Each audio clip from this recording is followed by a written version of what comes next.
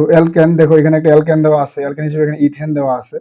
তো অ্যালকেন থেকে শুরুতে আমাদের অ্যালকোহল বা অ্যালকিন বানাতে হলে আমাদের প্রথমে যে কাজটা করতে হবে সেটা হচ্ছে অ্যালকেন থেকে আমাদের আগে অ্যালকাইল হ্যালাইড বানাইতে হবে।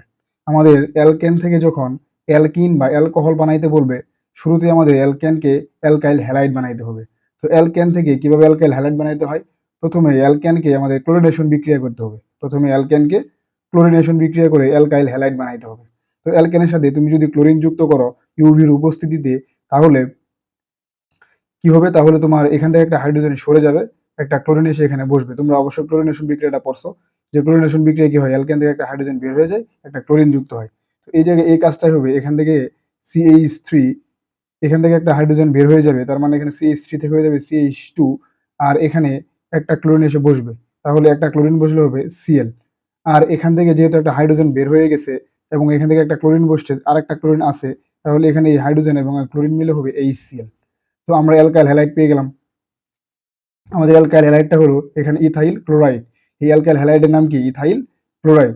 এই ইথাইল ক্লোরাইডের সাথে এবার তুমি যদি অ্যালকাইল হ্যালাইডের সাথে সোডিয়াম হাইড্রোক্সাইড যুক্ত করো, তাহলে অ্যালকোহল এবং অ্যালকিন পাবা। এখানে একটা কথা আছে, তুমি যদি অ্যালকাইল হ্যালাইডের সাথে তুমি যদি অ্যাকুয়াস সোডিয়াম হাইড্রোক্সাইড যুক্ত করো, তাহলে এখান থেকে পাবা অ্যালকোহল। আর তুমি যদি অ্যালকোহলিক সোডিয়াম হাইড্রোক্সাইড যুক্ত করো, তাহলে পাবা অ্যালকিন। কিভাবে?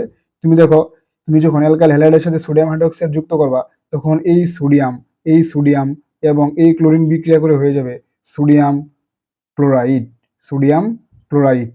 এখানে দেখো তোমার সোডিয়াম এবং ক্লোরিন বিক্রিয়া করে সোডিয়াম ক্লোরাইড হয়ে গেছে, ওই ইস্টটা ডিরেক্ট এই ক্লোরিনের জায়গায় বসে যাবে, তাহলে তো অ্যালকোহল হয়ে গেল। তার মানে CH3 CH2 OH, এটার নাম কি বলো? এটার নাম হচ্ছে ইথানল। এখান থেকে আমাদের ইথানল প্রস্তুত হয়ে গেল। তাহলে অ্যালকাইল হ্যালাইডের সাথে তুমি যখন অ্যাকুয়াস, এই বিষয়টা ইম্পর্টেন্ট, তুমি যখন এখানে অ্যাকুয়াস সোডিয়াম হাইড্রোক্সাইড দিচ্ছ, তখন এই ক্লোরিন এবং সোডিয়াম বিক্রিয়া করে সোডিয়াম ক্লোরাইড হবে, এবং এই ক্লোরিনের জায়গায় OH-টা বসে এখানে অ্যালকোহল হয়ে যাবে। আর তুমি যখন এই অ্যালকাইল হ্যালাইডের সাথে অ্যালকোহলিক সোডিয়াম হাইড্রোক্সাইড যুক্ত করবা, তখন মনে রাখবা এই অ্যালকেনটা, তখন এই অ্যালকাইল হ্যালাইডটা হয়ে যাবে অ্যালকিন।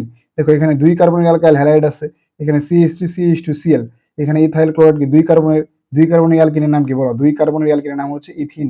CH2 দ্বিবন্ধন CH2। তো এখান থেকে আমাদের ইথিন হইলো। দেখো এখানে এখানে কি হবে? এখানে ক্লোরিন এবং এই সোডিয়াম মিলে সোডিয়াম ক্লোরাইড হবে, এখানেও সেম ঘটনাই ঘটবে।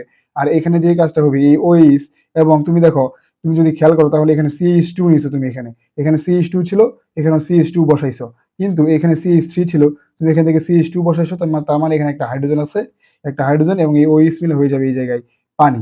ঠিক আছে? তো এইভাবে আমরা অ্যালকেন থেকে অ্যালকিন এবং অ্যালকোহলে কনভার্ট করতে পারি।